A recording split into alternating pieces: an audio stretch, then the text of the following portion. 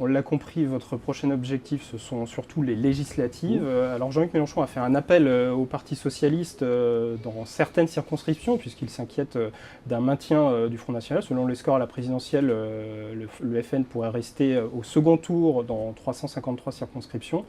Il y en a même une petite centaine dans lesquelles il pourrait y avoir un duel FN-UMP au second tour. C'est ce qui inquiète Jean-Luc Mélenchon.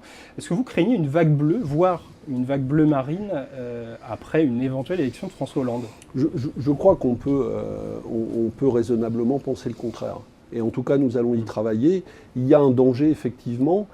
Donc il faut que dans la foulée de l'élection présidentielle, on s'emploie à faire reculer le Front National. Et je pense qu'il faut, le premier objectif qu'on doit se donner, c'est justement de réduire par la progression des candidats de la gauche, et singulièrement ce qui nous concerne du front de gauche, faire reculer l'éventualité du nombre d'endroits où le Front National peut se maintenir ou créer un risque d'élection, encore pire, d'un député du Front National. Donc nous allons travailler à cela parce que nous pensons qu'il faut empêcher l'élection de députés du Front National parce que le danger pour la démocratie est réel. Ça passe par des négociations avec le PS, ça ? Eh bien, dans un certain nombre, nous avons dit, nous allons présenter des candidats du Front de gauche dans toutes les circonscriptions, c'est le principe sur lequel nous sommes, mais si nous constatons, en regardant la situation de certaines circonscriptions, que le risque d'une élimination existe, ou le risque d'une élimination de la gauche, ou le risque existe d'une élection